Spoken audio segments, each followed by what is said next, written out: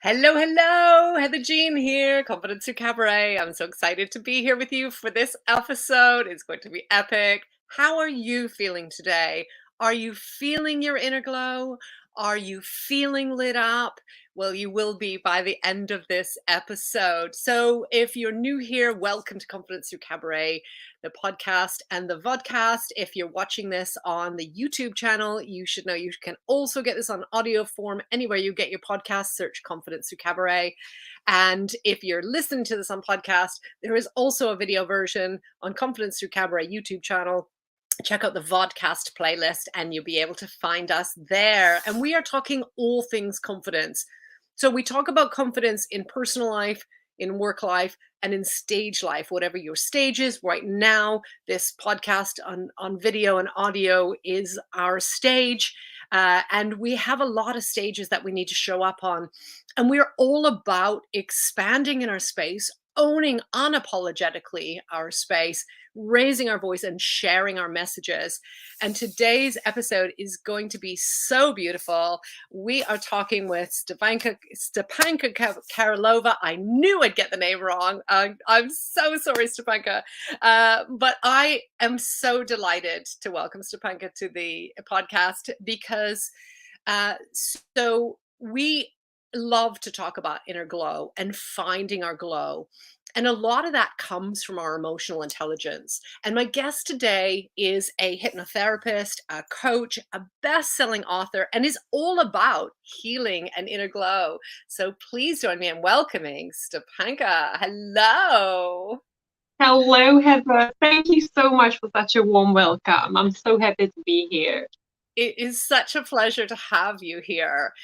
So, I feel like there's about 4 episodes in this because your bio is extensive, and we will cover off where to find you, and so everybody can go and find out about all things around you. I know you talk about imposter syndrome, as do I, so that's a whole topic in itself. You are also all about self-esteem. Yeah. Right? And your work, how much of your work is through hypnotherapy?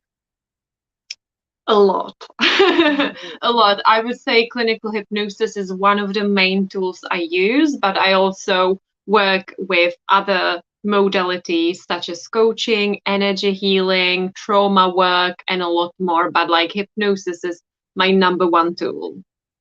Beautiful. And why hypnosis? How does that come into your work? How did you get there? Yeah, so my first ever in-person experience with hypnosis was when I was about 18 years old, and I was a first-year university student, and I really struggled with imposter syndrome, with anxiety. My confidence was so low, and I just felt like I don't belong. And when all of those fears get too much, it can manifest through the body. And I wasn't quite aware of what anxiety can do to the human body. And I ended up having various different health problems. And I would go and see my doctors, and they couldn't find anything. And after weeks of suffering from various different digestion problems, I couldn't hold food in my stomach. I would have fevers on and off. And honestly, it was holding me back so much. I couldn't show up for classes. And as you can imagine, when you're 18, you would think like, oh, you should be full of energy. You should be having fun, socializing with your classmates. None of that was happening for me. I was stuck in my room. I could hardly show up for anything at my university. And after I've gone through a lot of tests, my GP, my doctor, my practitioner asked me, like, could it be your nerves? Like, there is nothing wrong with your body. Like, we've, carried out all of these tests. And I honestly, wasn't even aware of things such as imposter syndrome, fears, confidence issues.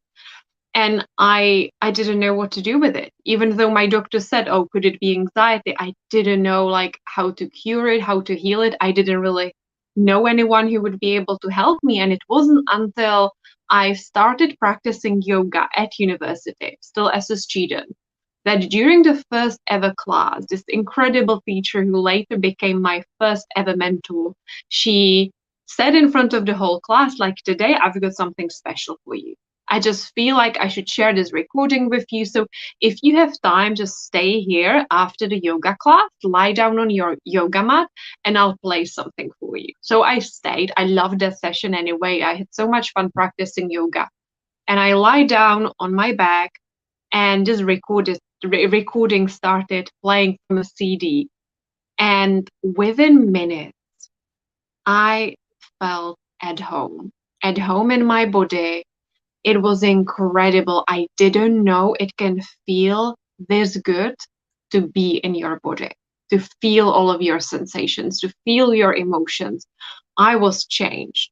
And I was like so moved by this recording. I ended up going to see this teacher and I'm like, could you tell me what this was? Like I felt it, like I feel so calm. I haven't felt this way for I can't ever remember actually feeling this way.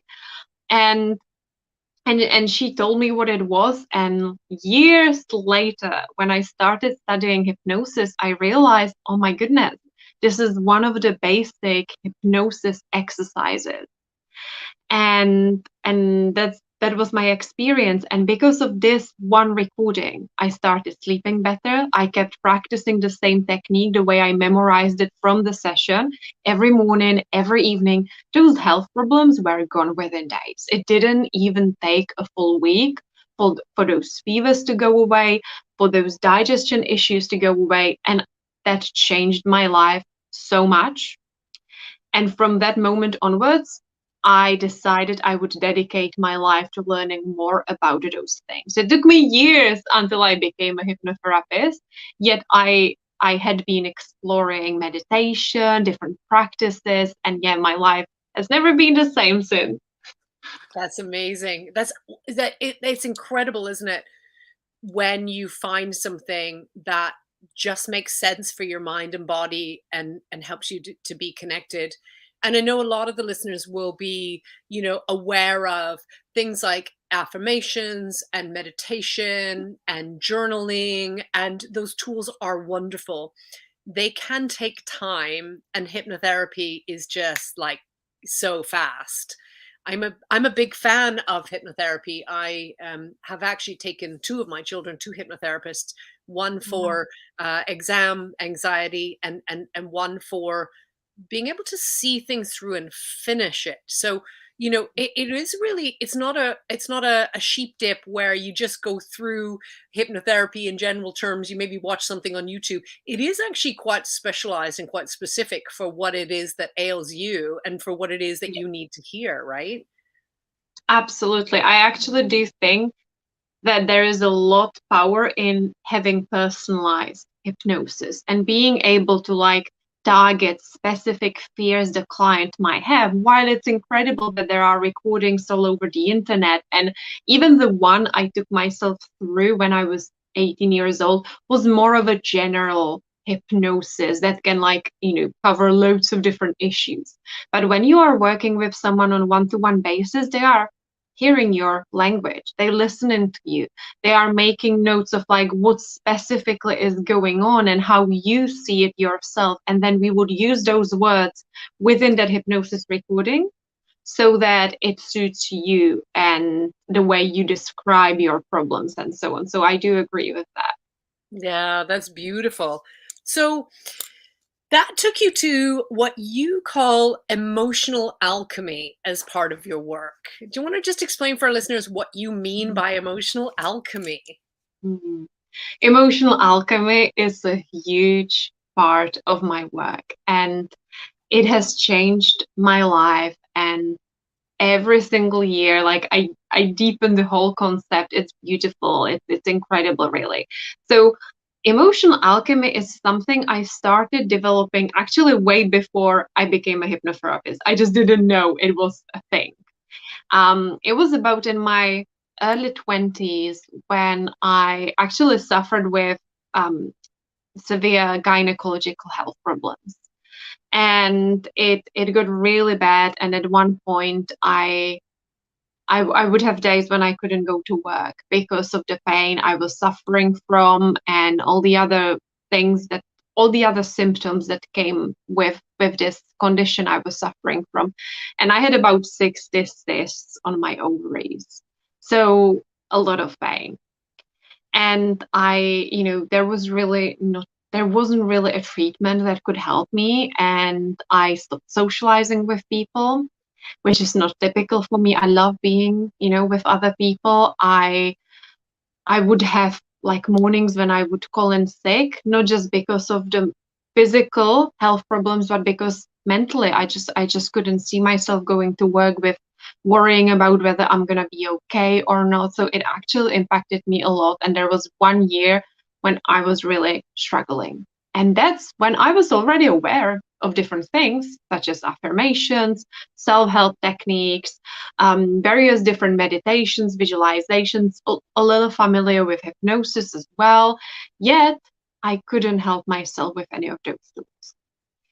They would help perhaps, but sometimes my state was so low that the idea of visualizing a positive outcome, I couldn't connect with it. Repeating positive affirmations often felt like, who am I kidding here? Like, I'm repeating, I'm healthy, I'm feeling energized, I'm feeling good. Yet actually the truth is I don't feel that. And it felt like I was further disconnecting from myself. And it felt like part of me would be saying like, you lying, that's not truth. So I couldn't even energetically get behind the common self-help personal development tools that can be super helpful and beneficial, and I love all of them. Yet there are times when actually we cannot get energetically behind those tools, and that's when I started exploring emotional intelligence and really learning to be okay with where I'm at and learning to modify those tools so that they work for me, and they work for me knowing where I am energetically, mentally, emotionally. And it was the simple things, such as learning to work with my emotions, learning to process that anger I felt towards my body for having all those issues at such a young age. And it would be almost even like that rage, when and feeling upset, feeling sad, feeling like it's not fair that this is happening. And so that's when I started learning about alchemizing emotions. And it was incredible how well it worked for me, how much freedom and space it created in my life instead of constantly beating myself up for not feeling happy, for not feeling high vibe, as you hear a lot on the internet. And I do think this is where this huge stigma lies about emotions, feeling like, oh, if I'm not happy and smiling, then I might attract something bad, or according to the law of attraction, what if I feel upset? Does it mean I'm gonna attract more things, more upsetting things into my life? So I started stripping those layers off and really learning about like actually facing your emotions is the best way to shift your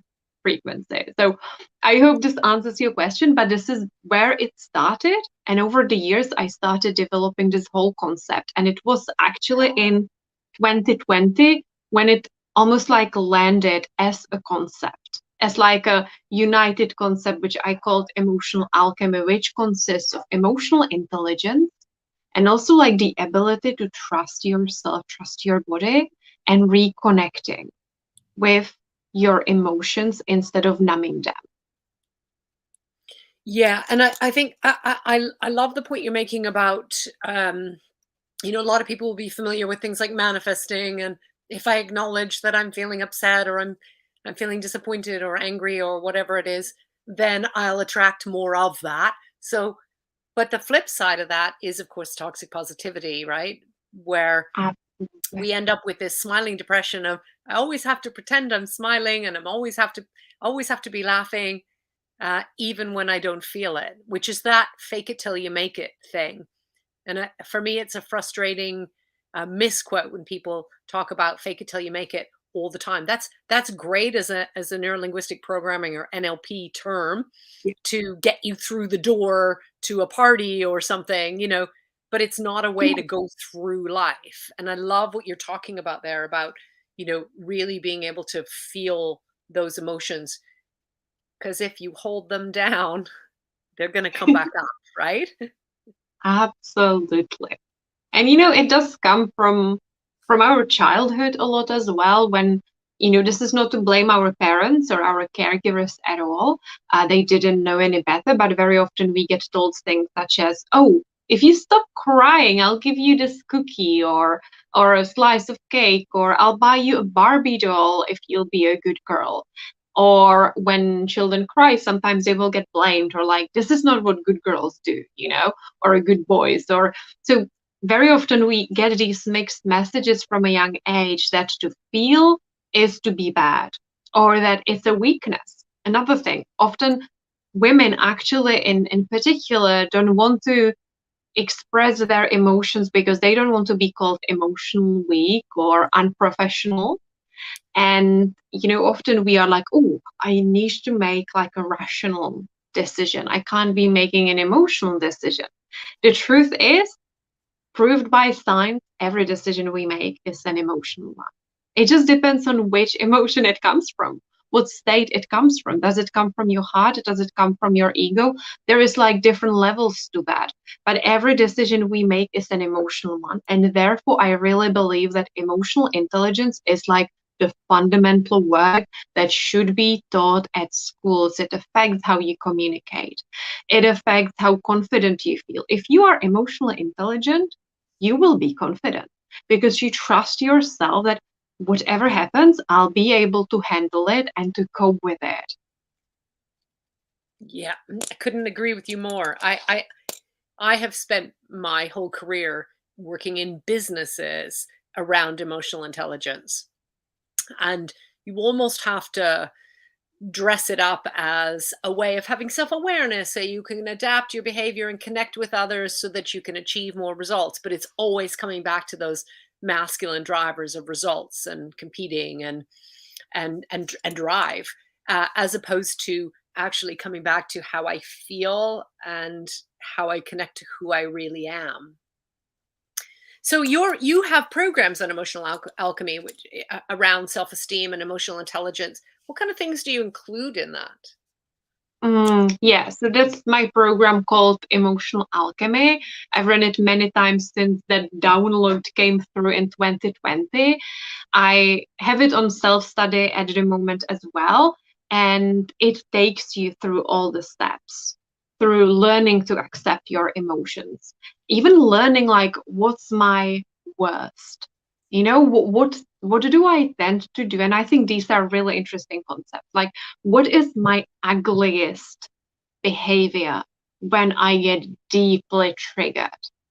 What does it look like when I'm acting from my wounding? And I believe that knowing you're ugly, so to speak, is important because we all have different coping behaviors. When we get triggered, for some of us, it's like, oh, I want to punish the other person back, or I want to say something, you know, I want to do something. And I loved what you said about like that masculine approach, like I need to focus on results. Yet emotions are feminine energy. So even Emotional Alchemy, my program is actually about feminine energy, learning to work with feminine energy, making peace with it, because I find that we are afraid of it. We are afraid of emotions. You know, it's like when you watch a film, when you watch, let's say, a sad movie, and then you are like crying your face off, and it's very emotional, and you're just like, oh my God, what's going on? And then when the film ends, you feel moved. Have you ever experienced that? When like, wow, like this changed something for me. And even a couple of hours later, like you keep thinking of the story and everything that happened and how it changed you. And we are quite comfortable, not all of us, but generally speaking, we are quite comfortable crying when it's not about us. Yet when it comes to ourselves, we often hold back because we fear, what if I go into this sadness? What if I don't come out of it? Like, what if I let myself fully feel this emotion, what we perceive as an ugly, negative, you know, bad emotion, so to speak, and I won't come out of that. So it's about that, learning to navigate those energy waves and actually realizing you will. It's just energy in motion. Even the word itself, I love it. E stands for energy, motion is movement. So the energy will move through you.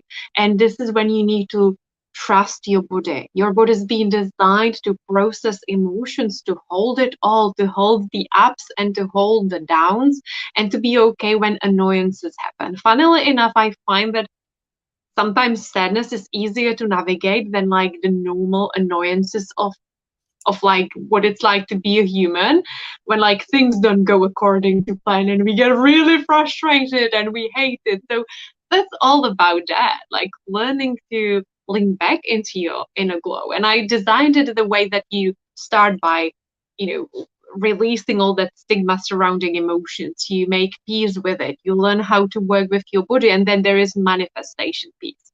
How does it actually work? Is it truth that you will attract loads of bad things if you feel the so-called bad emotion? So there is like this metaphor, this story I have created for this module, which I absolutely love, and how, for example, I managed to close the gap when I had my health problems and I couldn't get behind the usual affirmations. You know, it felt fake. It felt like I'm just pretending something here. And it would make me feel worse as a result. So I'm speaking about how do we close that gap between where you are right now and where you actually want to be in the future without needing to be fake, without needing to disconnect, because disconnecting and numbing is quite common in our society, whether it's that odd glass of wine in the evening, which doesn't feel like anything, but actually, if it's a habit and if it's to disconnect from your day, then it's coping. It's numbing. It could be scrolling up and down on Facebook and Instagram. That's a numbing mechanism, distraction. And actually, before we went live, Heather, I loved what you mentioned about busyness. You know, like keeping yourself busy so that you don't feel anything. So I find that's another coping mechanism, like loads of things scheduled, never having time off, never having an opportunity to relax or lean back. That's another coping mechanism. And when you learn all of these things, you then actually know how to work even with the good feeling emotions, because there is a way how you can deepen those beautiful feeling states as well. Oh, I wish I had met you a long time ago. Keeping busy was my definite go-to before there was internet, before there was apps and games and Netflix and all of those things. Keeping busy was my go-to numb. Um, and I think, you know, there was an inner glow that people would have described. People always said, "Oh, you have this real glow, this wonderful energy about you." But I knew how to fake that. I Mhm. knew how to put that out there because in order for me to tell you how I'm feeling, it has to come through me. And if I don't acknowledge it to myself, that's where it stops. And I can just push it all down and keep busy. And so that at night I can just fall into bed. And I think, you know, there's such a difference between that and the real inner glow. And you describe it beautifully around the art of receiving. Now, that's probably my biggest piece of work for me personally that I've ever had to do, is that receiving piece. And that comes from conditioning. This, for me, that very much does. So what would you say to somebody who really struggles to get in touch with their inner glow and truly be open to that receiving of what comes? Mm, I love that. Yes. And I also just want to say I had like full body chills when you spoke about how you learned to fake the inner glow, so to speak, and how we can like almost like create a mask that we wear in front of others. And I think it's so good you mentioned it, because I find this is when we start feeling so disconnected from ourselves, and it'll, you know, being inauthentic is such a huge energy leak. And eventually we do manifest signs or circumstances that give us that wake up call, if you like. And I actually find that inauthenticity can sometimes lead to things such as depression or anxiety as well, because we can't cope with it. Like we're not being ourselves. And thank you for your vulnerability, because I can definitely like resonate with that as well. And we create even like drama or extra events or things going on just to keep ourselves going and to not look anywhere else. So thank you. Oh, fully creating drama was, was now I Mm, just I have very low tolerance for it, but creating yeah, drama was a great way of keeping busy. yeah. And it is, I mean, for me, I describe it as smiling depression. I was completely Mhm. smiling, and and and it wasn't that I was denying my depression. It was that I wasn't even aware of it. I didn't acknowledge that. Yeah, that's it. And then you can't feel the highs and the lows in that time. And on top of that, you can't receive. I couldn't receive at all. I just Yeah, wasn't. I always had to be the giver. yeah. We close off. I find we close off to receiving, and So how and do it we can open? be, What do we yeah, do in order to open then? yeah. So honestly, it's such a huge topic. I think we could have a whole episode just on the art of receiving. But just simply explained, the art of receiving, being in the energy of receiving, learning to lean back and receive from life, from other people, is feminine energy as well. It is about trusting. Trust is one of the key aspects of that, which is so hard because sometimes you don't have physical evidence. You don't have physical evidence of that things are working out, that they are going to work out. And it is vulnerability, deep vulnerability. Because if you open yourself up to someone else, to life, even to yourself, when we stop numbing, when we get like real with what we feel, it can be very vulnerable and we can feel like, oh my god, am I not gonna be weak if I admit this or if I open myself up? And it could be the little things such as even asking for help, admitting that we need help, receiving help when it's being offered, because so often we say no. We need it. We struggling inside. Like honestly, the to-do list is never ending. Someone comes along, offers help, and we say no. It happens a lot. Yeah. That's my imposter syndrome archetype is soloist. That Mhm. is so deeply ingrained. I have to, still after all these years, consciously accept help, even when even when it's offered. You'd think it would be an easy thing. I would never think of somebody else as weak if they asked for help or accepted help that I'm offering, and yet I felt like it was a weakness of me. Yeah. Thank you for sharing that. That's another interesting topic, by the way, the imposter archetypes. I love those. I Thank you for told you we have mentioning. about 4 episodes here on this list. It's amazing. Absolutely. So Yeah, it yeah, but comes that down to opening saying, yourself up, "Ooh, and being open to accept help is the hardest thing I've done. yeah." And I find it comes down to safety. Safety, like, do I feel safe to receive from others? Have I learned throughout my childhood, throughout my life, that it's not safe to be on the receiving end? Very often we got disappointed by other people, we got let down, and disappointment in particular is an emotion we avoid at all times, subconsciously. We don't want to get disappointed. And this is how we self sabotage, how we even procrastinate, or we hold ourselves back when it comes to success because what if I give it a go and then it doesn't work out and I'll feel disappointed with myself. So I better not do it. I better be really busy and say, oh, I haven't got time for this dream. I haven't got time for this thing, or I don't open my heart up to a potential partner because what if this person disappoints me and I'll be hurt? So I'll protect myself by not receiving, by being that overgiver. Being an overgiver is exhausting. It's a huge, huge energy and abundance leak as well when it comes to life. So, learning to be safe, reminding yourself that it's safe for me to receive.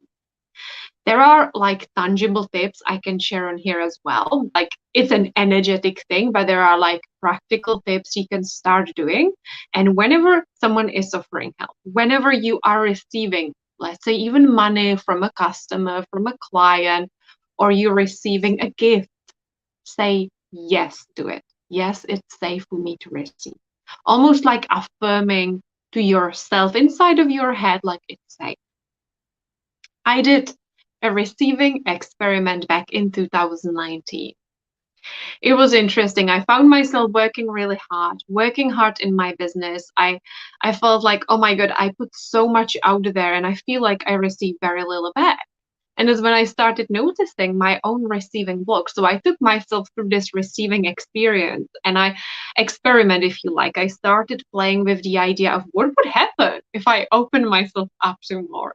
What would happen if I was receiving more? Is it possible? The most incredible things started happening. I would receive these unexpected gifts from people I haven't spoken to for years. My partner started giving me a lot more because I created that space for him to step in and give more, right? I was in a different state. I received new clients, new opportunity. It was magical. And that gave me that proof that it really does work. And one of the fun practical steps you can start doing is to lean back even with your physical body.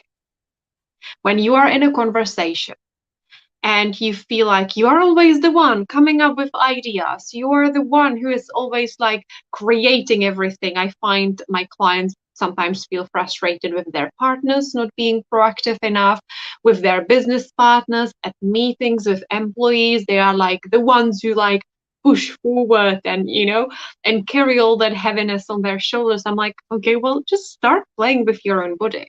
Are you leaning back to actually receive from other people? They feel it, and they do. It does work.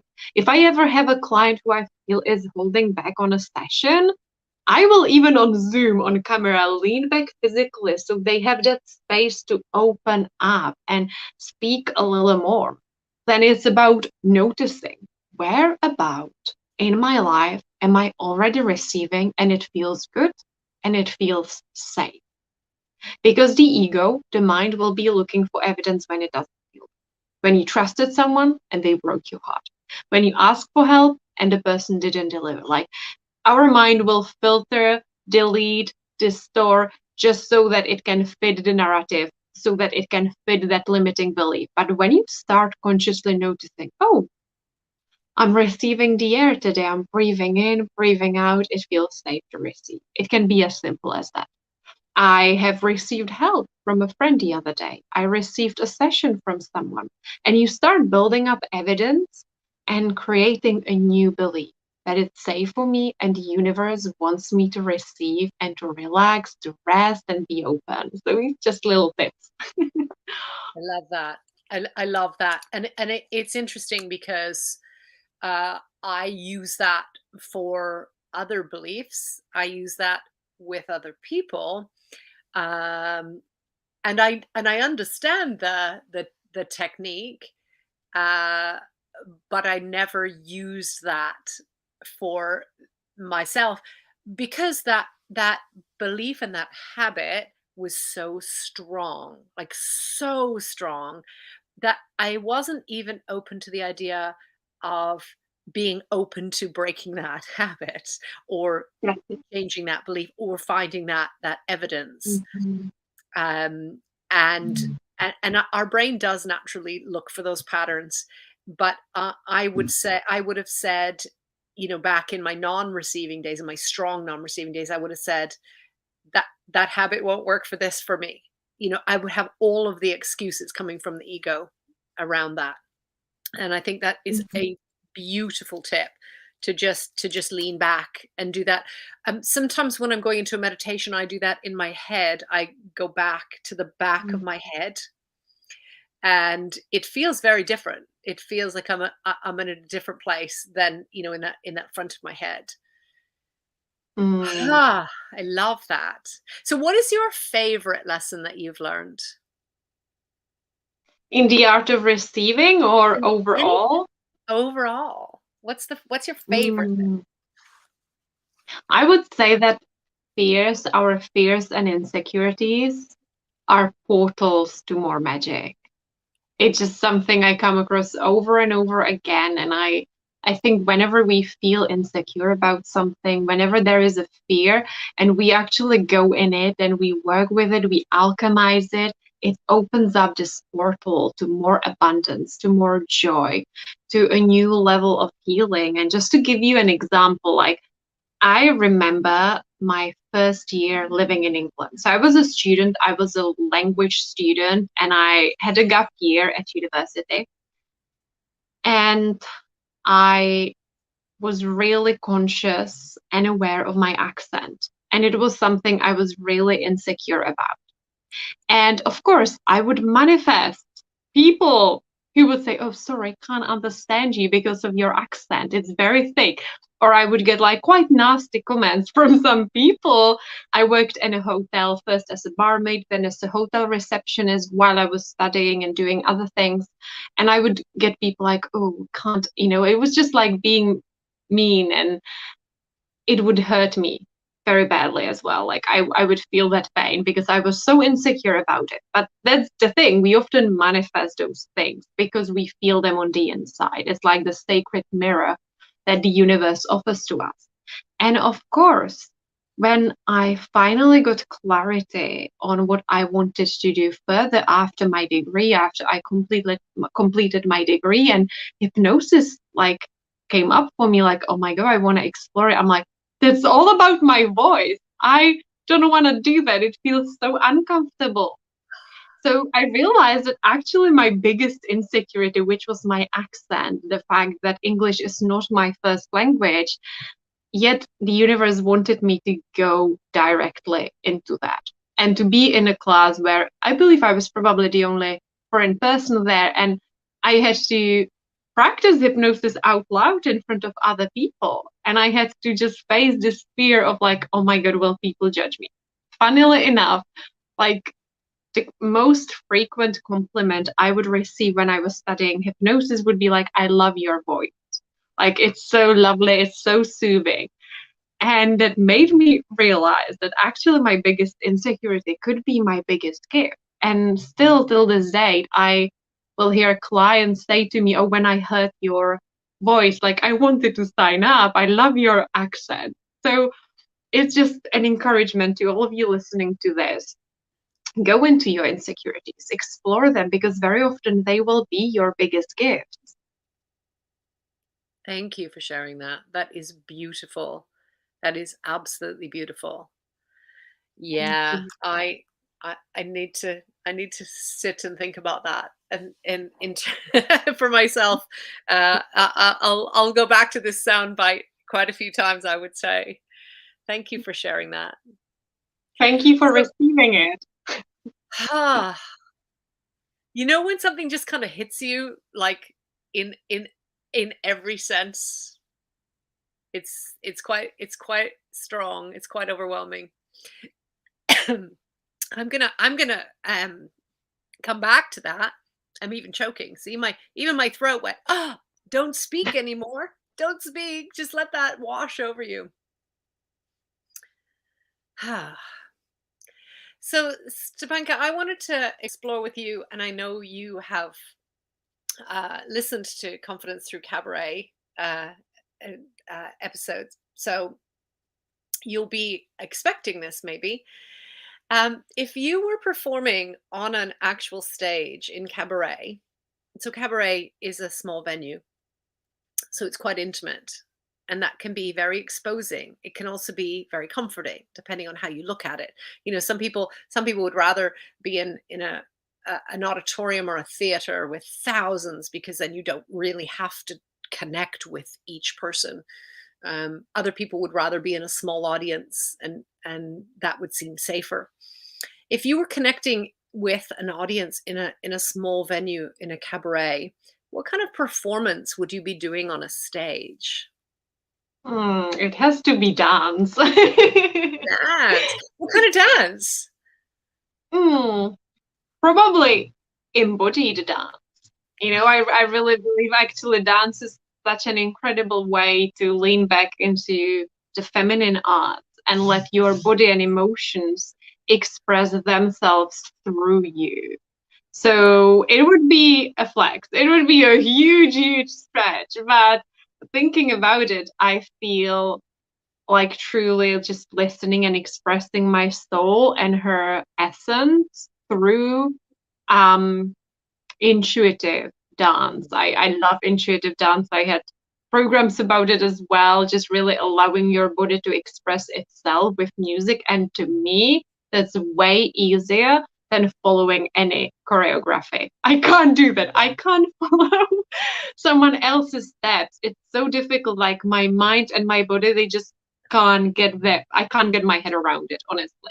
But when I get out of my head and when I'm in my body, that's when it feels the best. You know, my body knows what to do. My body express itself in a very beautiful movements. And it doesn't have to be beautiful, by the way. Sometimes emotional work will actually look awkward as well, but it's part of that. And the other thing that comes to my mind, but I don't really know whether it's suitable for cabaret, but poetry. I would love to read poetry in front of people. It's a huge stretch as well, but I love writing and I do write my own poetry a lot. And I feel that would be another exciting experience to actually share it with the world in like real time. Oh, that's beautiful. I mean, cabaret can be anything on the stage that is about sharing a Mm, story. It is really like a storytelling evening, whether you're singing, whether you're covering somebody else's song, whether you're, doing comedy, it is all about sharing. And so absolutely poetry would be amazing. I fully agree with you about moving the body. I feel very strongly all of my programs have an element of body movement in it because I think our mind and body are so strongly connected, which most of us realize now at this point. But allowing our body to speak without the mind narrating or editing is such an important thing. I do not follow choreography, even my own. I always freestyle on a stage. I know what my story is. I know what my props are if I'm using them. And I just tell the story and I never know what I'm going to do until I've done it, which means I can never do it twice the same way. But that's fine because it's very authentic connecting in that moment. So I really hear you about not following someone else's choreography or what you're supposed to be doing. And I listen to cabaret dancers talk about, oh, and I didn't do that step, and I did. Nobody knows that. That doesn't matter at all. Or I messed that part up, and the chair fell over, or what? Nobody cares. It's much more about your expression, and I think it's authentic what you're describing as um, being very freestyle. So, what one prop would you want to have on a stage with you? I mean, obviously, if you're reading poetry, you're going to have some sort of text unless you have it memorized. But aside from that requirement, what would you want a prop? What would you have? that's an interesting one. Probably not. I can't think of it right now. Mhm. Maybe just simplicity, to be honest. Yeah, yeah. Like some people will Apart from have. a nice dress. Yeah, well, absolutely. So for some people, it's about, it's about the dress. For some people, it's about having a hat, which you can lift up and you can hide behind. For some people, there's all different kind of things.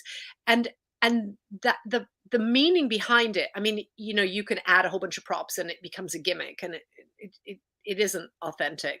But the meaning behind that prop is really important to what is it that you're trying to do. Are you trying to hide from your audience, or are you trying to use it in a way of expanding into your space? And I love the idea. What kind of dress are you thinking? What's the Oh, vibe?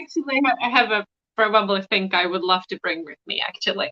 I think flowers, roses, and to give them away. With every poem I share, I feel like giving one flower away, one rose away to someone in the audience. That would be a fun thing to do and explore. And I'm so connected to roses, to flowers. And very often when I write my poems, I do put like pressed flowers next to my poems. So I feel like flowers, yeah, definitely. That's a huge and authentic part of my work and of my expression and art. And dress, that would have to be something rather feminine and beautiful and flowy and something that does look beautiful but also feels really good on the body. I love none. Good dress. Yeah. Yeah, and it's so important for us to feel comfortable and not be, just kind of shoved into something that is the fashion or what we're supposed to look good in or whatever, but to really, that's part of our expression, isn't it? Is to feel good. And that's way sexier than anything you could put on that you've been told to wear or is fashionable at the time. Exactly, the most sexy thing is your confidence. Ah, I couldn't agree more. Okay, so what is your stage name? You're about to go on stage. You're going to maybe do some dance, maybe read some poetry. You have flowers, you have roses, Mm. you have a beautiful dress that feels amazing. Please welcome to the stage, ladies and gentlemen, Stepanka. What would your name be instead of that? New Earth Woman. I know it doesn't sound like a typical stage name, but it's just gonna be New Earth Woman. Please welcome to the stage, New Earth Woman. Ah, love that. I love that. And what's fun about that is, you can be like, you can put emphasis on new, like it's new, like you're expressing Mhm. something for the first time or exploring something, or it can be about more about the earth and about that grounding, or it can be about woman, do you know, and unapologetic. Mm. I never thought about it this way. I love that. Thank you. But that's so important, right? Is it, and you'll know from your training and certainly if any of the listeners have done any NLP or neuro linguistic programming, it's where you put that emphasis on those words. For example, my stage name now currently, and it does change according to what I'm trying to express, but my current stage name is also Helen. And if you just say it like Mm. that, it's like, what is that? Also Helen. But it's also Helen. And it's Mm. also that I can be sexy, that I can be a mother, that I can be my age, that I can be, and I can also be this and I can also be that and I can also be anything I damn well please. Oh, I love that. Mm. That Um, gave me chill. That is powerful. and so the emphasis is on that also, and I'm also Helen, I'm all of these things, but I'm also this, and Mm. so it's very playful that it can be, I'm also filthy, or I'm also sensual, or I'm also demure, or I'm also any of the things that I feel like being Mm. in that moment. Mm. So That's so potent. I love that. so I love that you can be new, if you're Mm. trying something new, or you can be earth, or you can be woman. Oh, I love that for you. Oh, And, thank you know, you.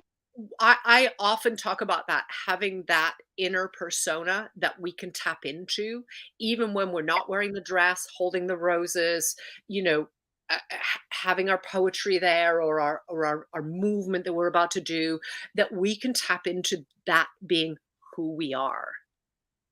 That is so true. And to be honest, I do this with the New Earth Woman archetype.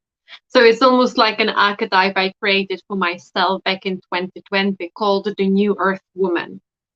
And for me, it's like a whole concept. And every summer, I usually do like a training around it as well, which I might do probably late July this year, beginning of August. And it's called the New Earth Woman Activation. And it's about, connecting to all the different parts of you, releasing that good girl mentality and all the good girl layers we've been conditioned um to wear, if you like. And she's very confident, the New Earth Woman. She knows what she wants. She goes for it. She's emotionally confident and like emotionally intelligent. She knows like if something is not working out right now, it probably looks like it's not working out. But deep down, things are working in my favor every single time. She knows how valuable and important she is. And I call upon this archetype whenever I feel like I need it. So I feel it would be an appropriate stage name for me too.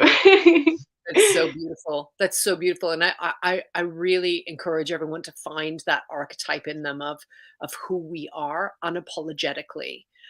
And I love that you can just come out with that, because so many times people will shy away from it and say, "Oh, I couldn't call myself that. Oh, and I want to be queen, whoever, but I couldn't be, And I mean, imagine Beyonce, right? Imagine Beyonce apologizing for being queen bee. Do you know what I mean? It would be like, it makes no sense because we wouldn't believe it. We wouldn't connect with it. We're inspired by that.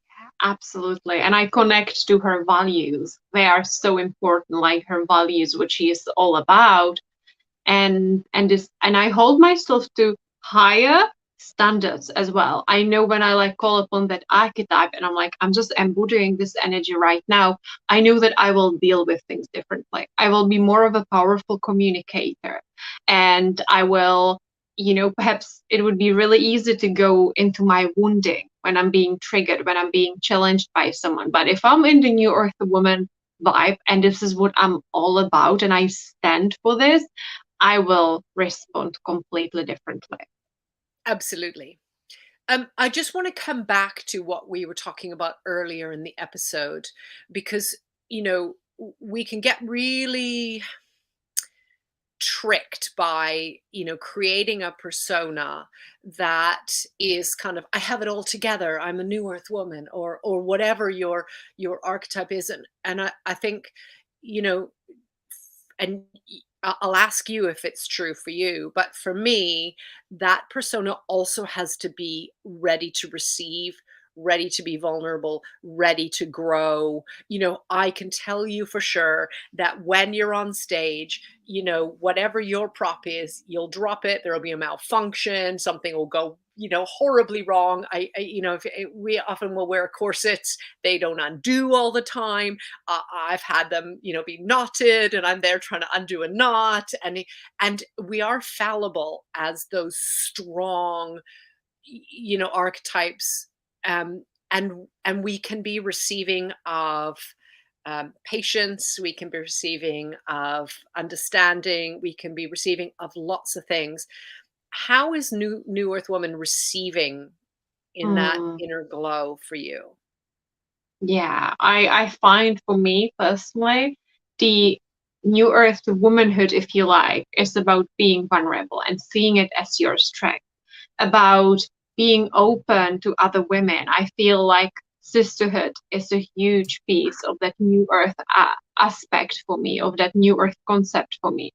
Being able to cry in front of other women, that can be a very challenging thing for many of us. And I know, like, when I gave myself permission to just be seen and witnessed by others, even in my messiness, like, so much shifted in my life. I started feeling so empowered just by the fact that I allowed myself to be witnessed. I don't have to have it all together. I can let other people see my weaknesses, see my wounds, see my triggers. Like, it's part of that. It's about authenticity. Definitely the New Earth Woman is about being authentic, even if it doesn't look pretty on the outside. Yet she also knows, like, that she is the queen. Yeah. With others. It's always about, I don't have to be the best. We can all be incredible together. Yeah, absolutely. And that's the beautiful thing, is that being queen isn't about dominating or overpowering others. It's about uplifting and inspiring others to also be queens, or whatever it is that they connect with. And I appreciate you sharing that around being witnessed. I think in my lowest, I wasn't willing to witness it myself. So there was no way I could allow that access to allow others to witness.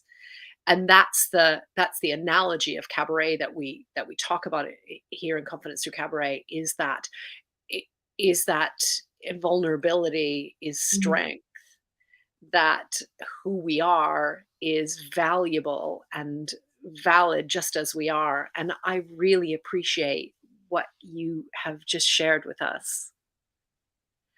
Thank you so much. This has been such an incredible, chat. I can't even call it an interview. It's like a heartfelt conversation, and it was beautiful.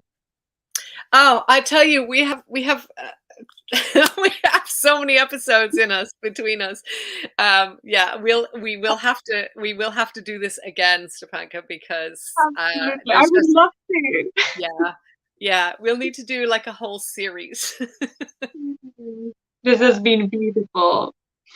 Yeah, and I really appreciate you coming and sharing your time and your energy and your experience and your vulnerability and your expertise.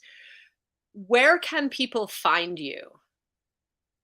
Thank you so much for asking. So, I guess like the best place to go to is my website, which is hypnocoaching.me, me, and that's where you can find all the links. I have got some free hypnosis recordings on there.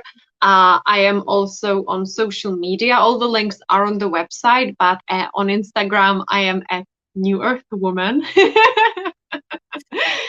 And I also have a Facebook community called New Earth Women. And I also have my own podcast, which is usually just solo episodes of me expressing what's real for me. I do have a couple of interviews as well, but mostly it's just myself, and that's called the Inner Glow podcast. It's all about invoking your inner glow and feeling incredible. I love that. Thank you for sharing that. Do get in touch. Go. It sounds like the ideal is to go to the website and then find all of the other links. We will put the links in the show notes. So wherever you're watching or listening to this, then you'll be able to get in touch with Stepanka as well. It's really important for me as a business model that we collaborate. Nobody knows everything that everybody needs to raise their confidence, and what we've talked about here is specialist, and if it speaks to you, then please do get in touch with Stepanka and New Earth Woman, or join that community as well. Because none of us are all things to all people all of the time. It's not realistic. And so my wish for you is to find the place where it will uplift your confidence where you need it most. So thank you, Stepanka, for being here. Thank you, Heather, for having me. It's been incredible. And we will see you again. I'm absolutely certain of that. Thank you so much. Thank you. So we are Confidence Through Cabaret on all of the socials. You'll find, just if you do a Google search on Confidence Through Cabaret, there's about 2 pages worth of stuff. You'll find Confidence Through Cabaret on Instagram, Facebook. Those are our main places. The other place where we are not Confidence Through Cabaret, strangely enough, is Twitter. We are at YBYWYS. I am at Heather YBYWYS on Clubhouse, and we are also Confidence and Attitudes on Clubhouse as a club. And so do get in touch, or if you need to find Stepanka and you can't, then let me know and I will send you in that direction. Those 6 beautiful little letters that we use as our Twitter handle stand for: it is your body, and it is your world, and it is your stage. Own it. Take up space unapologetically and enjoy it. Thank you so much for being here. Thank you again to Stepanka. I will see you again next time with another episode. Go and check out all the content on the YouTube channel. There is so much content on all of the playlists. And we'll see you again. We love having you here. Bye for now. Bye, Thank Stepanka. you.